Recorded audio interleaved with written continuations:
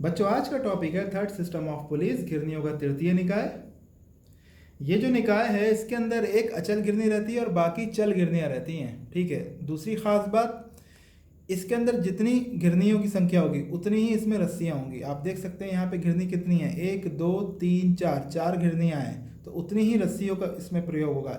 एक रस्सी, ये 2 रस्सी, ये 3 रस्सी और ये चौथी रस्सी। ठीक है, और इसके अंदर होता क्या है कि रस्सी का एक सिरा जो रहता है वो धरन से बंधा रहता है और वो रस्सी जो है पुली की परिधि से गुजरती हुई उसका दूसरा सिरा जो है निचली पुली के केंद्र से बंधा रहता है। ठीक है, आप देख सकते हैं एक सिरा जो है धरन से बंधा हुआ है और ये रस्सी जो है इसकी परिधि से गुजर रही है 4 नंबर पुली के, और जो है इसका जो दूसरा सिरा है वो 3 नंबर पुली के केंद्र से बंधा हुआ है। ऐसे ही इस रस्सी का एक सिरा जो है धरन से बंधा हुआ है और ये रस्सी जो है 3 नंबर पुली से गुजरती हुई, परिधि से गुजरती हुई, इसका दूसरा सिरा जो है पुली नंबर 2 के केंद्र से बंधा हुआ है। ठीक है, ऐसे ही ये जो रस्सी है इसका सिर भी जो है धरन से बंधा हुआ है और ये रस्सी जो है गुजर रही है पुली नंबर 2 की परिधि से, इसका दूसरा सिरा जो है पुली नंबर 1 के केंद्र से बंधा हुआ है। ऐसे ही ये जो रस्सी है इसका सिरा भी जो है धरन से बंधा हुआ है, लेकिन ये सबसे निचली पुली, जो सबसे निचली पुली होती है उसका एक सिरा तो धरन से बंधा रहता है और जो रस्सी है पुली की परिधि से गुजरती है उसका दूसरा जो स्वतंत्र सिरा होता है उस पर प्रयास लगाने के लिए छोड़ जाता है। इसी पे हम प्रयास लगाते हैं इस निकाय के अंदर। जो स्वतंत्र सिरा होता है, जो सबसे निचली पुली होती है इस निकाय के अंदर, सबसे निचली पुली जो होती है उस पर से रस्सी गुजरती है, उसकी परिधि से गुजरती है, उसका एक सिरा जो है धरन से बंधा रहता है और दूसरा सिरा जो है स्वतंत्र सिरा छोड़ दिया जाता है प्रयास को लगाने के लिए। ठीक है, अब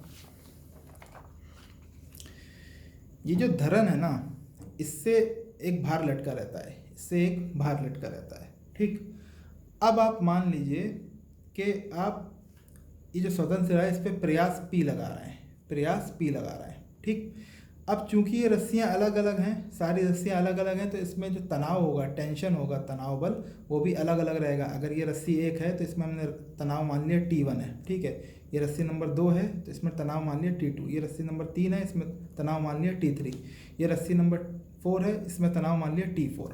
ठीक है, दूसरी बात, चूंकि हम घर्षण रहित मानते हैं, ठीक है, फ्रिक्शनलेस मानते हैं पुली को, तो तनाव जो है ना एक रस्सी के अंदर, पूरे रस्सी के अंदर जो है बराबर रहेगा हर जगह।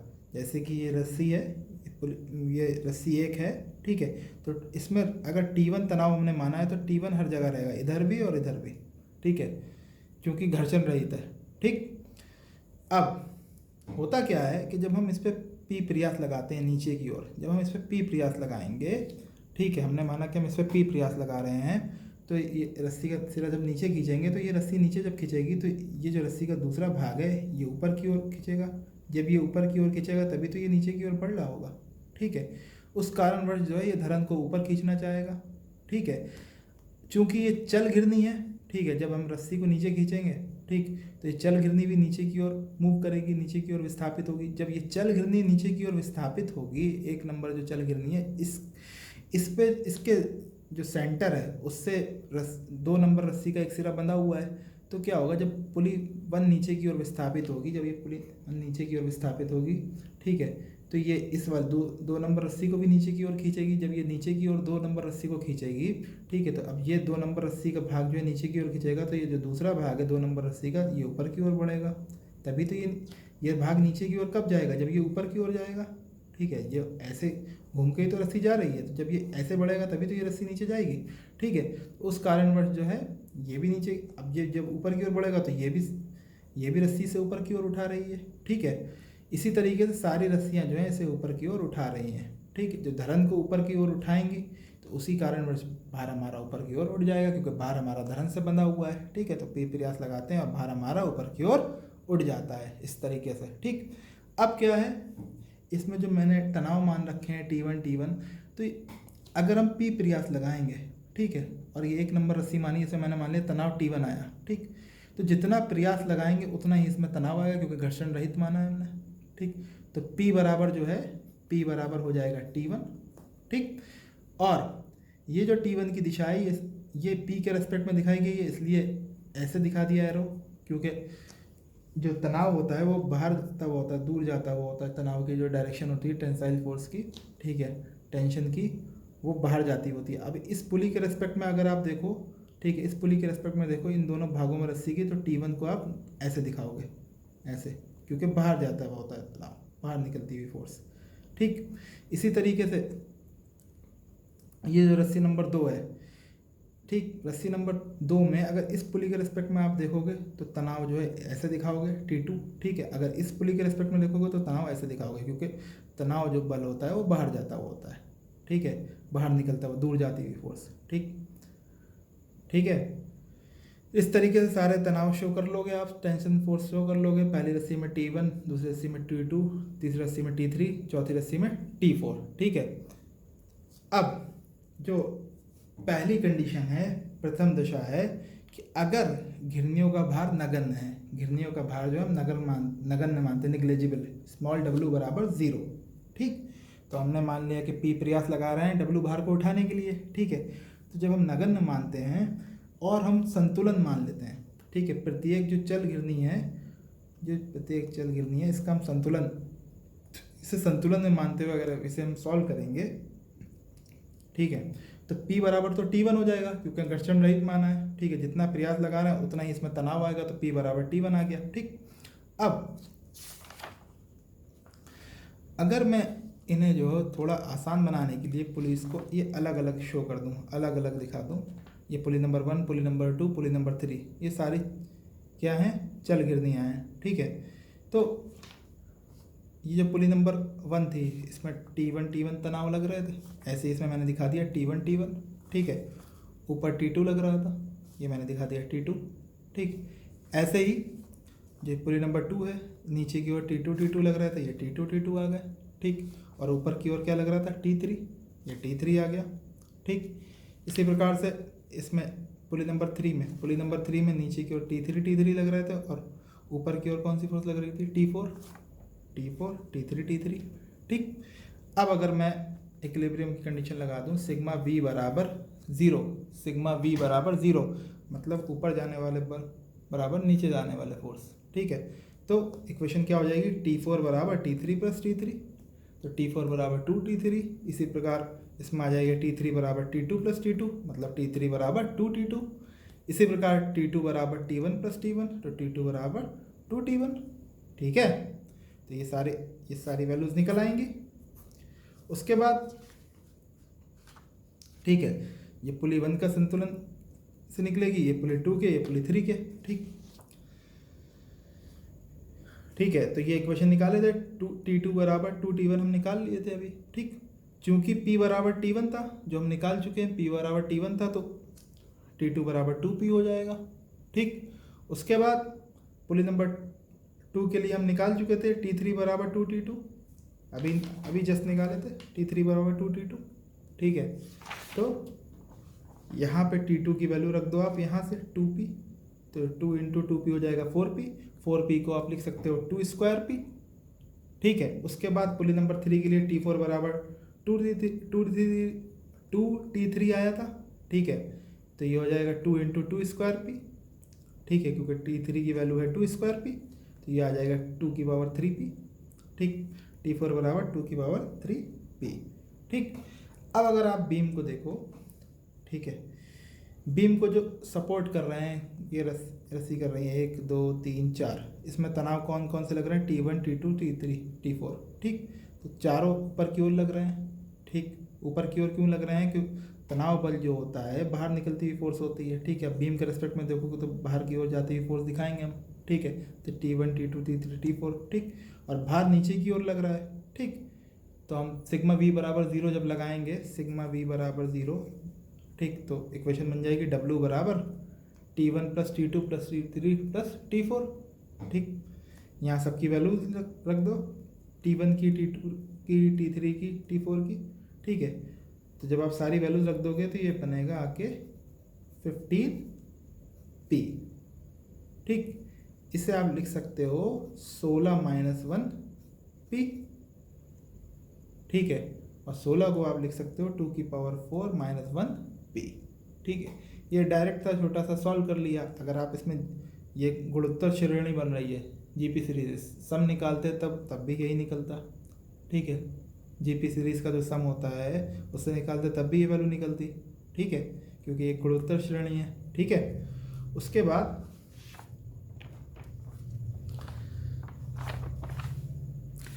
W की वैल्यू ये आ गई है, तो P की वैल्यू क्या हो जाएगी, W/2⁴ -1, ठीक। अब इसी तरीके से जब 4 गिरनियाँ थी, जब इस निकाय में 4 गिरनियाँ थी तो W की वैल्यू थी P × 2⁴ -1, ठीक है। यदि n गिरनियाँ होती तो W की वैल्यू हो जाती P × 2⁻n - 1, ठीक। तो मैकेनिकल एडवांटेज यात्रिक लाभ क्या होता है हमें पता है, W/P होता है, ठीक है। तो W की वैल्यू आप रख दो, ठीक है, क्वेश्चन में। तो यांत्रिक लाभ आ गया 2⁻n - 1, ठीक। आदर्श स्थिति में क्या होता है, दक्षता 100% होती है, तो ma बराबर VR हो जाता है, वेग अनुपात बराबर यांत्रिक लाभ, तो वेग अनुपात की वैल्यू आ जाएगी 2⁻n - 1, ठीक है। ये जो आपने वैल्यू निकाली थी ma बराबर 2⁻n - 1, ठीक है, इसे आप दूसरे तरीके से भी निकाल सकते हो, जो आप पहले वैल्यूज निकाल चुके हो कि T1 बराबर P है, T2 बराबर 2P है, T3 बराबर 2² P है, T4 बराबर 2⁻3P है, ठीक है। तो अगर मैं मानूं कि गिरनियाँ जो थी वो कितनी थी, गिरनियों की संख्या n थी, तो Tn बराबर हो जाएगा 2⁻n - 1P, ठीक है। T4 बराबर क्या था, देखो जब 4 गिरनियाँ थी तो T4 बराबर क्या था, यहाँ 4 था और 2⁻3P, अगर n होती गिरनियाँ तो Tn बराबर हो जाता 2⁻n - 1P, ठीक है। इसे आप इस तरीके से भी समझ सकते हो कि अगर n गिरनियाँ होती तो उसमें n डोरियाँ होती, जब n डोरियाँ होती तो उसमें n टेंशन्स होते, n तनाव बल होते, T1 T2 T3 T4 और Tn तक, ठीक है। तो इसकी वैल्यूज़ क्या थी, P 2P 2² P 2⁻3P, ठीक है। तो जो nth टर्म आप निकालते हो ना, ये गुणोत्तर श्रेणी है जीपी सीरीज। तो nth टर्म का फॉर्मूला क्या होता है जीपी सीरीज में, आप पढ़े होगे, nth टर्म होता है AR⁻n - 1। A क्या होता है, पहला टर्म, और R क्या होता है, दूसरे और पहले टर्म का अनुपात, ठीक है। तो पहला टर्म P × R क्या हो जाएगा, 2P/P, R की वैल्यू 2 हो जाएगी, तो P × 2⁻n - 1, ठीक है। तो Tn बराबर हो जाएगा 2n - 1P। इस तरीके से भी निकाल सकते हो, वरना डायरेक्टली आप देख सकते हो कि भाई जब 4 गिरनियाँ थी तो T4 बराबर 2�3P था, ठीक है। जब n गिरनियाँ होती तो Tn बराबर, यहाँ एक पावर घटती n - 1P, 2⁻n - 1P, ठीक है। दूसरी बात, अभी आप ये जो वैल्यू आती है W बराबर T1 + T2 + T3 + T4, ठीक है। तो अगर n गिरनियाँ होती तो यहाँ n डोरियाँ सपोर्ट कर रही होती, तो W बराबर क्या हो जाता है, T1 + T2 + T3 + T4 up to the कब तक, Tn तक, ठीक है। T1 + T2 + T3 T4 कितने टेंशन्स होते, Tn तक, ठीक है, क्योंकि n गिरनियाँ होती हैं, n डोरियाँ होती हैं, तो Tn टेंशन्स होते हैं, ठीक है। इनकी वैल्यूज रख लो, P 2P 2² P 2�3P, बस Tn की क्या है 2n - 1P, ठीक है। तो P कॉमन ले लो, ये भी एक गुणोत्तर श्रेणी बन गई। अब गुणोत्तर श्रेणी का आप सम निकाल लो, सम ऑफ जीपी सीरीज क्या होता है, अगर R जो है 1 से बड़ा है, एक A × R⁻n - 1/R - 1। अब R क्या है 2/1, ठीक है, R हो जाएगा 2/1, ठीक है, और A क्या हो जाएगा 1 हो जाएगा पहला टर्म, ठीक है। R क्योंकि 1 से बड़ा है 2 है, ठीक है, तो ये फॉर्मूला लग जाएगा हमारा, ठीक है। अब इसमें जब आप वैल्यूज निकालोगे तो ये अंदर सम जो निकल के आएगा 2⁻n - 1, ठीक है। तो P × 2⁻n - 1, ठीक है। तो W की वैल्यू आ गई निकल के, तो M होता है W/P, तो M आ जाएगा 2⁻n - 1, ठीक है। तो जो आप पहले निकाले थे वही चीज़ आप इस तरीके से भी निकाल सकते हो, ठीक है। उसके बाद अब बात करते हैं द्वितीय दशा की, सेकंड कंडीशन में सिर्फ इतना है कि अगर ये जो चल गिरनियाँ हैं 1 2 और 3, इसका वेट पहले कंडीशन में आप मान रहे थे 0 नगण्य, अब आप मान लो कि पहली वाली का है W1, दूसरी वाली का है W2, तीसरी वाली का है W3, W1 W2 W3, ठीक है, ठीक। तो अब क्या होगा, तो आपको मालूम है जब आप यहाँ प्रयास लगाओगे P, ठीक है, इसमें जो तनाव आएगा क्योंकि घर्षण रहित है तो तनाव इस डोरी में T1 माना है तो P बराबर T1 हो जाएगा। एक बात तो ये हो गई P बराबर T1, ठीक है। अब इसी चीज़ को मैं जो हूँ थोड़ा आसान बनाते हुए इस तरीके से मैंने चल घिरनियाँ बना ली, ठीक है, सारी घिरनियों पे, ठीक है, कि ये जो घिरनी है चल घिरनी, इस पर ऊपर फोर्स लग रही है T4, यहाँ T3, ऐसे ही इस पर T3 ऊपर लग रही है, यहाँ T2, इस तरीके से मैंने ये सब बना ली, ठीक है। लेकिन इसमें एक एक्स्ट्रा चीज़ क्या आएगी, इसमें एक एक्स्ट्रा चीज़ ये आएगी कि इनका अपना वेट भी नीचे की ओर लग रहा हो, क्योंकि नीचे आपने वेट इसका माना है, भार माना है, तो इसका W3 है तो इसका वेट नीचे की ओर W3 लग रहा होगा, इसका वेट W2, इसका वेट W1, ठीक है। अब आप सॉल्व कर लो तो T4 बराबर हो जाएगा T3 plus T3 plus W3, तो 2T3 प्लस W3, ऐसे ही T3 बराबर हो जाएगा 2T2 प्लस W2, ऐसे ही T2 बराबर हो जाएगा 2T1 प्लस W1, ठीक है। ऊपर जाने वाले फोर्स बराबर नीचे जाने वाले फोर्स, सिग्मा V बराबर 0 से ये सारी इक्वेशंस निकल आएंगी, ठीक है। उसके बाद क्या है कि T1 बराबर P था, ठीक। अब ये T2 की वैल्यू आई थी 2T1 प्लस W1, अभी आप निकाले हो तो T1 की जगह P रख दो तो 2P प्लस W1 हो जाएगा। इसी तरीके से T3 की वैल्यू आप निकालोगे तो वो आएगी 2T2 प्लस W2, ठीक है। इसमें आप T2 की वैल्यू यहाँ से रख दो तो ये फाइनल वैल्यू निकल के आएगी T3 बराबर 2² P plus 2W1 plus W2, ठीक है। उसके बाद पुली 3 के लिए आप क्या वैल्यू निकाले थे, पुली 3 के लिए T4 बराबर 2T3 प्लस W3, ठीक है। सबको संतुलन में मानते हुए ये वैल्यूज आपने निकाली हैं, ठीक है। तो संतुलन में मानते हुए ये वैल्यूज निकाली तो T4 की वैल्यू ये आई थी निकल के संतुलन में मानते हुए, ठीक है। तो T4 बराबर आ जाएगा 2 इंटू T3 की वैल्यू आपने लास्ट इक्वेशन से जो ये जो इक्वेशन आई थी, जो समीकरण आया था, इससे ये वैल्यू उसमें रख दी आपने, ठीक है। इसका इस्तेमाल किया इधर, ठीक है। तो फाइनल वैल्यू T4 की निकल के आई 2⁻3P, ठीक है, plus 2² W1 plus 2W2 plus W3, ठीक है। अब W बराबर T4 plus T3 plus T2 plus T1, ठीक है। भाई W जो है, W नीचे की ओर धरन पे लग रहा है, ठीक है, और धरन पे ऊपर की ओर कितने बल लग रहे हैं, सारे तनाव बल लग रहे हैं, T4 T3 T2 T1, ठीक है। तो T4 plus T3 plus T2 plus T1 बराबर हो जाएगा W, ठीक है। तो सारी वैल्यूज रख दो आप T4 T1 T3 और T2 की, ठीक है। सारी वैल्यूज रखने के बाद जो सेम टर्म्स हैं, जैसे P के साथ जो टर्म्स हैं वो एक साथ रख लो, ठीक है। यहाँ 2,3P है, यहाँ 2² P है, यहाँ 2P है, फिर P, ये सारे एक साथ, W1 के सारे टर्म्स एक साथ, W2 के सारे टर्म्स एक साथ और W3, ठीक है। उसके बाद क्या है, जब आप सबको जोड़ोगे तो ये जो टर्म बनेगा, ये वाला टर्म बनेगा 15P, ठीक है, और ये टर्म बनेगा 7W1, ठीक है। 15P को आप लिख सकते हो 16 माइनस 1P, भाई 15P को आप लिख सकते हो 16 माइनस 1P, ठीक है, 16 माइनस 1P, ठीक है। और 16 माइनस 1 को आप लिख सकते हो 2⁻4 माइनस 1, ठीक है। तो ये टर्म बन गया 2⁻4 माइनस 1, ये टर्म बन गया 7W1 था तो इसे 8 माइनस 1 लिख लो, 8 माइनस 1 मतलब 2⁻3 माइनस 1, ठीक है। इसके बाद ये था 3W2, तो 3W2 को आप लिख सकते हो 4 माइनस 1, या फिर 4 को लिख सकते हो 2² माइनस 1, ठीक है। ऐसे ही ये W3 इंटू 1 है, ठीक है। 1 को आप लिख सकते हो 2 माइनस 1 या 2⁻1 माइनस 1 भी लिख सकते हो, ठीक है। इस तरीके से आपने इसे लिख लिया, ठीक है। ये तो डायरेक्ट सिंपल सा है तो आप निकाल सकते हो, वरना अगर ज़्यादा वैल्यूज होती तो आप GP सीरीज़ का भी इस्तेमाल कर सकते थे, ठीक है, सम ऑफ GP सीरीज़, ठीक है। ये तो डायरेक्टली आप लिख सकते हो। उसके बाद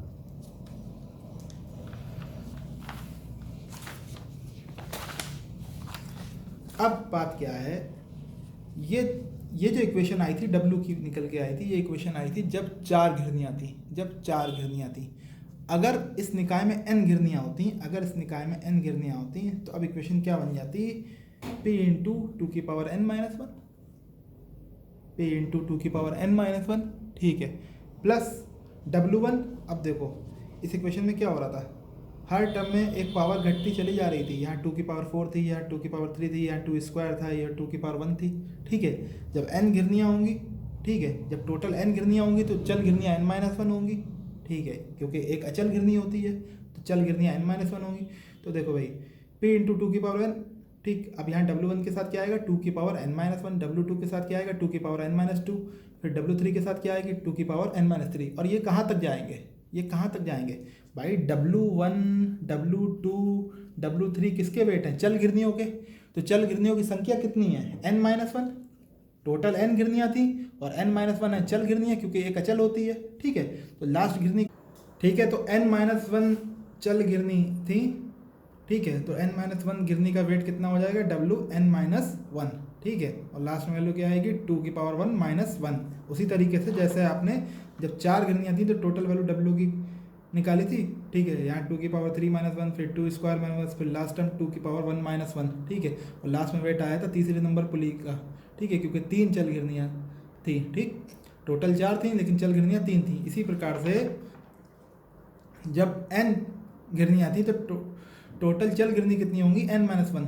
तो n-1 घिरनी का वेट कितना हो जाएगा, Wn-1, ठीक है। और मल्टीप्लाई में वो लास्ट टाइम 2⁻1 - 1 बचेगा यहाँ पर, ठीक है।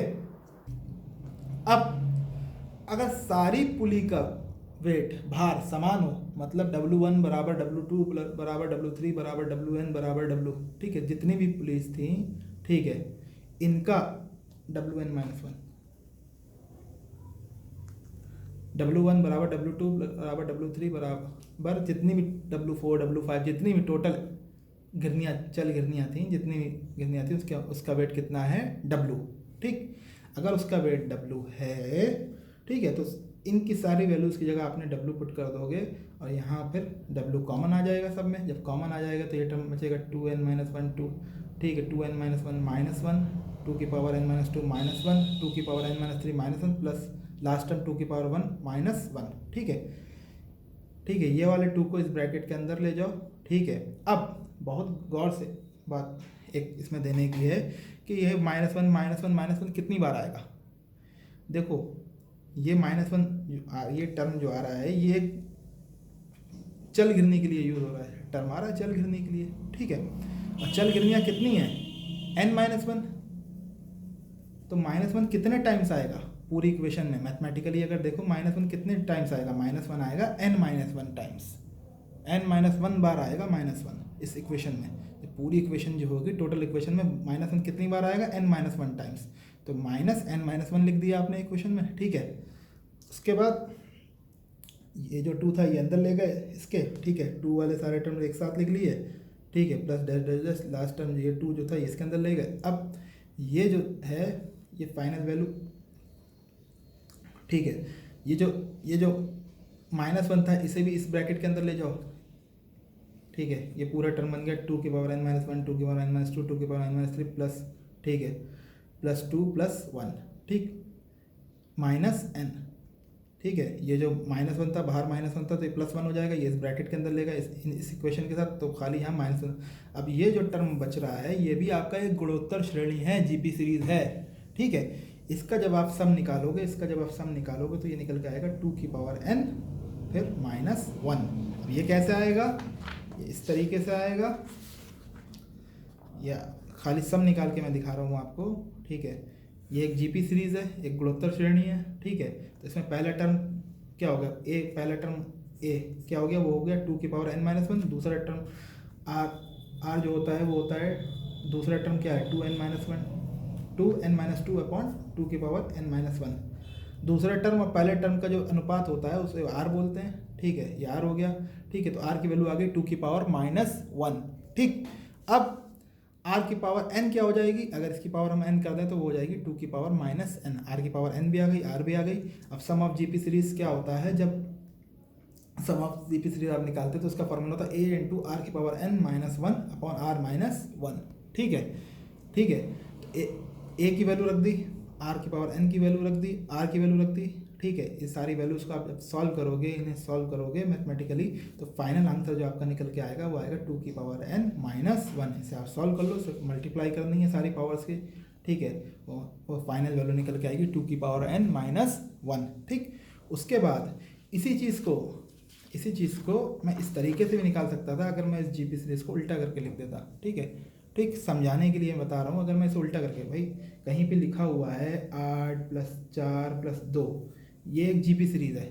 अगर इसी चीज़ को मैं ऐसे लिख दूँ 2 + 4 + 8, तो सम तो बराबर ही रहेगा ना, इसका जोड़ तो बराबर, चाहे उल्टा करके लिख दूँ चाहे सीधा करके लिखूँ, ठीक है, जोड़ तो बराबर रहेगा। तो इसे मैंने अगर उल्टा करके लिख दिया इस टर्म को, इस पूरी सीरीज़ को, ठीक है, 1 2 फिर 2 स्क्वायर होता है, फिर 2 3 होता है, फिर लास्ट टर्म आते हैं 2 की पावर n-3, फिर 2 की पावर n-2, 2 की पावर n-1। ठीक है, इसमें भी अगर आप फॉर्मूला लगाते हैं, यहाँ a1 हो जाता है, यहाँ r2 हो जाता है। ठीक है, तो भी आपका सम जो निकल के आता है इस सीरीज़ का वही निकल के आता है 2 की पावर n-1।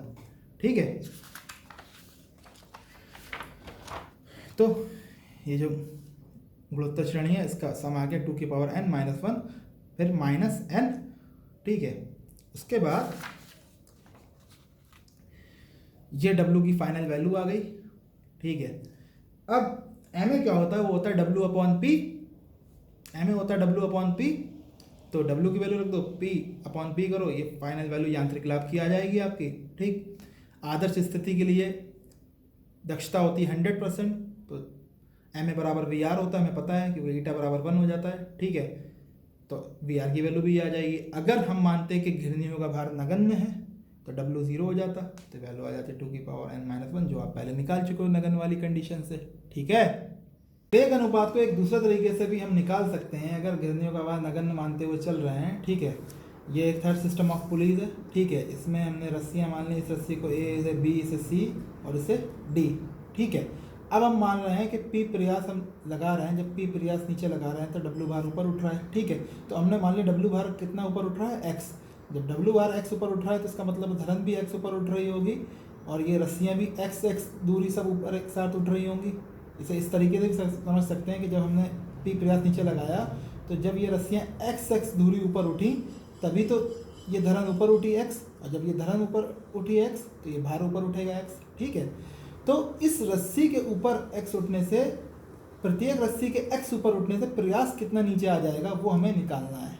ठीक है, तो सबसे पहले A रस्सी को मानते हैं कि जब A रस्सी x ऊपर उठती है तो इसका जो हमने ये वाला भाग है इसे A1 मान लेते हैं, ये कितना नीचे आ जाएगा, ये कितना नीचे आ जाएगा, x दूरी। जब ये x दूरी नीचे आ जाएगा तो इसका जो सिरा है वो किससे बंधा हुआ है, ये बंधा हुआ है पुली नंबर 3 के सेंटर से। तो जब ये नीचे आ जाएगा x दूरी तो पुली नंबर 3 भी नीचे आ जाएगी, कितना, x दूरी। जब पुली नंबर 3 नीचे x आएगी तो दोनों तरफ से ढीली पड़ जाएगी x और x, B रस्सी। ठीक है, x और x, तो B1, इसका B1 भाग टोटल कितना नीचे आ जाएगा, x प्लस x, 2x। ठीक है, B1 के नीचे 2x आने से क्या होगा कि इसका सिरा जो है पुली नंबर 2 के, घिरनी नंबर 2 के सेंटर से बंधा हुआ है, तो घिरनी नंबर 2 भी नीचे आ जाएगी, कितनी, 2x। जब घिरनी नंबर 2x नीचे आएगी तो दोनों तरफ से 2x, इधर से भी 2x और इधर से भी 2x, टोटल जो रस्सी है ना ये कितनी नीचे आ जाएगी, C1 जो भाग है इससे कितना आ जाएगा, 2x प्लस 2x। क्योंकि भाई पुली आई, जब मूवेबल पुली का कंसेप्ट हम पढ़ चुके हैं ना पुराने लेक्चर्स में, कि पुली अब ये नीचे आ रही है, जितनी ये पुली नीचे आ रही है, ठीक है, इसके नीचे आने से दोनों तरफ ढीली पड़ेगी रस्सी, तो ये टोटल कितनी खींच के नीचे आ जाएगा, C1 भाग 2x प्लस 2x, तो ये आ गया 4x। अब जब ये 4x नीचे आ जाएगा तो पुली नंबर 1 भी नीचे 4x आएगी, क्यों, क्योंकि पुली से बना हुआ है, पुली के सेंटर से बना हुआ है C1। ठीक है, तो ये रस्सी जो है इसके सेंटर से बंधी हुई, पुली जब 4x नीचे आएगी, पुली के 4x नीचे आने से प्रयास कितना नीचे आ जाएगा, 8x, 4x इधर से और 4x इधर से। ठीक है, तो 8x, तो क्या हुआ कि A जब x दूरी ऊपर उठती है, ठीक है, तो A1 कितना नीचे आता है, x, B1 कितना नीचे आता है, 2x, C1 कितना आता है, 4x। ठीक है, और D1 कितना नीचे आ जाता है, 8x। इसी प्रकार से जब B जो रस्सी है x ऊपर मूव होती है तो इसका B1 कितना मूव नीचे होगा, x। ठीक है, जब B1 नीचे कितना आ जाएगा, x, B1 के नीचे x आने से पुली नंबर 2 कितना नीचे आ जाएगी, x। पुली नंबर 2 के नीचे x आने से C1 कितना आ जाएगा, x प्लस x, क्यों, क्योंकि पुली नंबर 2 जब नीचे आएगी x तो इधर से और इधर से दोनों तरफ से x ढीली पड़ेगी रस्सी, तो टोटल रस्सी कितनी नीचे आ जाएगी, 2x। ठीक, तो C1 भाग आ गया नीचे 2x। C1 के नीचे आने से पुली नंबर 1 जो है वो भी नीचे आ जाएगी 2x, क्योंकि C1 2x आ रहा है, तो और C1 बना हुआ है पुली नंबर 1 से, तो ये भी 2x आ जाएगी। इसके नीचे 2x आने से ये जो D रस्सी है, ठीक है, ठीक, यहाँ से 2x और यहाँ से 2x, मतलब D1 टोटल नीचे कितना खींच के आ जाएगा, 2x प्लस 2x, 4x। ठीक है, तो ये टोटल कितना आ जाएगा, D1 4x। ठीक है, तो जब Bx दूरी ऊपर उठता है, Bx दूरी ऊपर उठता है तो B1 कितना नीचे आता है, x, C1 कितना आता है, 2x, और D1 कितना नीचे आता है, 4x। ठीक है, इसके बाद इसी प्रकार से जब सी एक्स दूरी ऊपर उठता है, जब सी एक्स दूरी ऊपर उठती है, ठीक है, तो C1 कितना नीचे आएगा, C1 कितना आ जाएगा x, ठीक। C1 के नीचे x आने से कितना होगा, पुली नंबर 1 x नीचे आ जाएगी, पुली नंबर 1 के x नीचे आने से इधर से x और इधर से x, D1 टोटल कितना नीचे आ जाएगा 2x, x इधर से x इधर से, पुली नंबर 1 जब x मूव हुई नीचे तो इधर से x डिलीट पड़ी, इधर से x, तो टोटल कितनी आ गई 2x, ठीक। इसी तरीके से जब D जो है हमारा x ऊपर मूव होगा, D रस्सी x ऊपर मूव होगी तो D1 कितना नीचे आ जाएगा, D1 आ जाएगा x, ठीक है,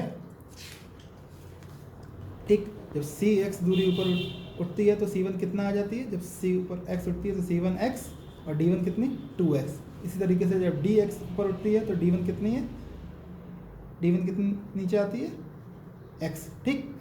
तो इसी प्रकार सभी भागों A, B, C तथा D के x दूरी ऊपर उठने से P प्रयास कितने नीचे और विस्थापित हो जाएगा, P कितना नीचे विस्थापित हो जाएगा, A की वजह से 8x, B की वजह से 4x, C की वजह से 2x, D की वजह से x। तो टोटल विस्थापन P का कितना हो रहा है 15x, ठीक है। तो P के द्वारा चली गई दूरी कितनी हो गई 15x और W के द्वारा चली गई दूरी कितनी है x, क्योंकि W हम मान रहे हैं कि x ऊपर उठ रहा है तो W के द्वारा चली गई दूरी कितनी हो गई x, ठीक है। तो प्रयास के द्वारा चली गई दूरी अपॉन भार के द्वारा चली गई दूरी होती है वेग अनुपात, तो वेग अनुपात आ गया 15, 15 को आप लिख सकते हो 16 - 1, 16 को आप लिख सकते हो 2 की पावर 4, ठीक है। तो 16 - 1 हो गया 2 की पावर 4 - 1।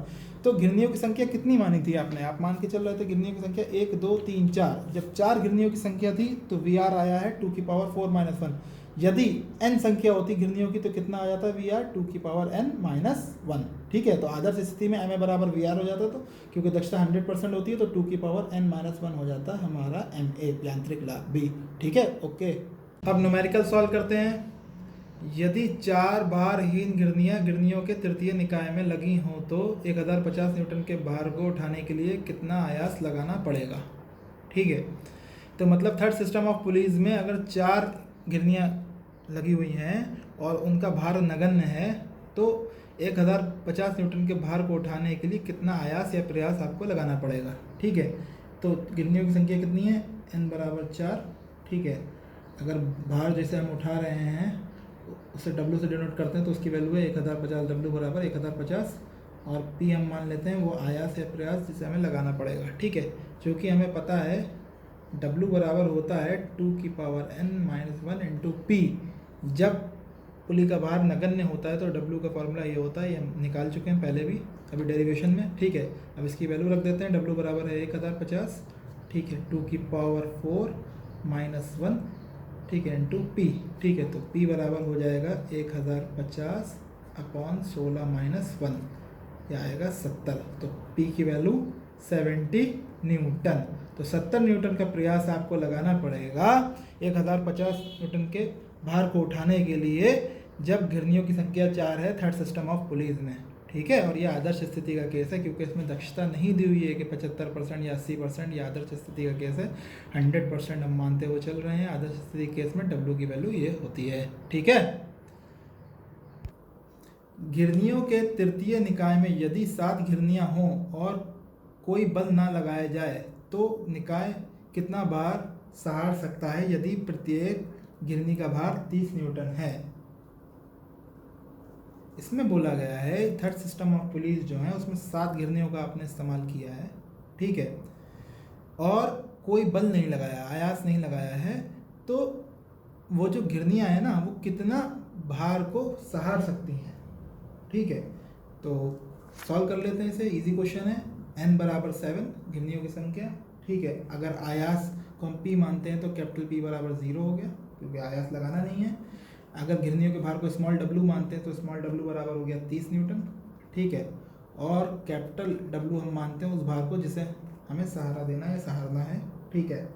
तो फॉर्मूला जो होता है वो होता है कैपिटल W बराबर P इंटू 2 की power n - 1 plus small w 2 की पावर n - 1, ठीक है।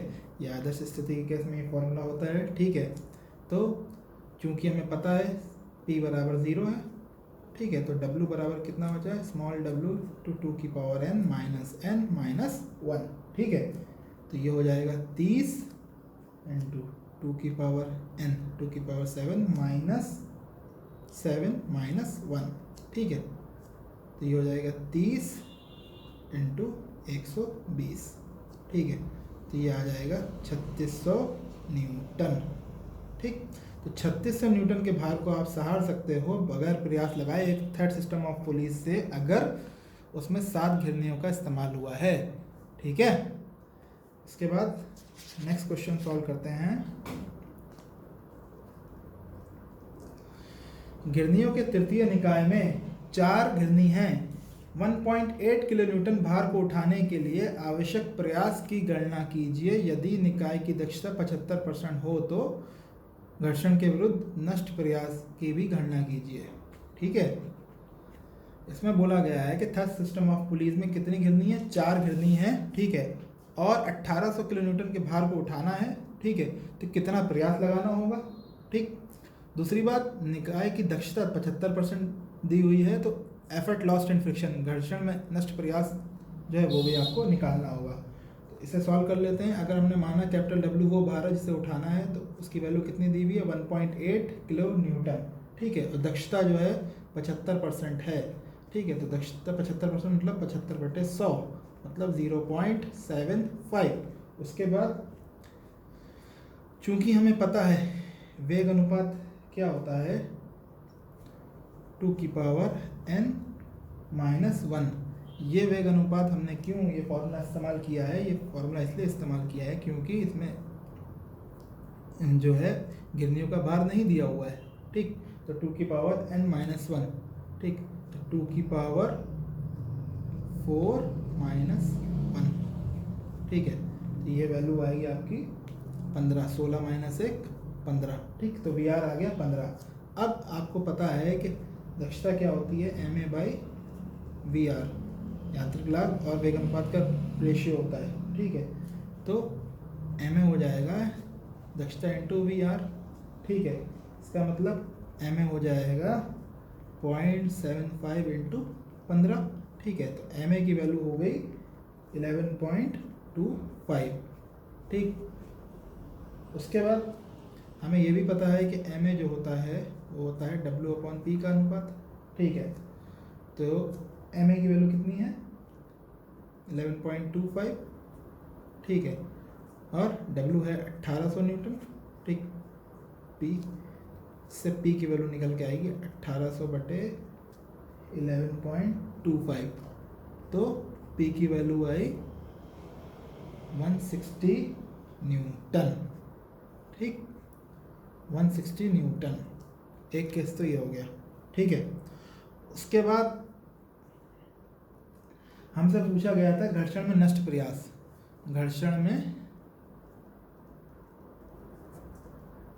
नष्ट प्रयास, ठीक। अगर वो पीएफ है तो वो होता है पी माइनस पी आई, ठीक है। पी है वास्तविक प्रयास और पी आई है आदर्श प्रयास, ठीक है। अब हमें वास्तविक प्रयास तो पता है 160 न्यूटन है, ठीक है, लेकिन आदर्श प्रयास हमें नहीं मालूम है। तो आदर्श प्रयास को निकालने के लिए हमें पता है कि फॉर्मूला होता है दक्षता बराबर होता है, दक्षता बराबर क्या होता है, पी आई अपॉन पी, ठीक है। मतलब आदर्श प्रयास अपॉन वास्तविक प्रयास, ठीक है। दक्षता, ठीक, ये थी 0.75, ठीक है।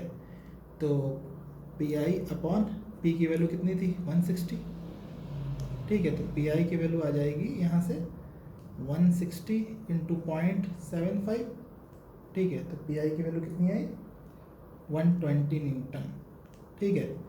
तो आदर्श प्रयास की वैल्यू आ गई 120 न्यूटन, वास्तविक प्रयास तो 160 न्यूटन आप निकाल ही चुके हो, ठीक है।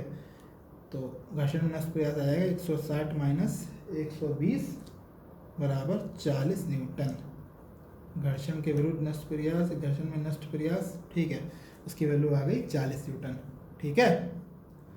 तो बच्चों आज के लेक्चर के लिए बस इतना ही है। अगर मेरा लेक्चर अच्छा लगा हो तो मेरे चैनल MK इजी लर्निंग को सब्सक्राइब कर लीजिए, मेरे वीडियो को लाइक कीजिए, शेयर कीजिए। ठीक है, गुड बाय।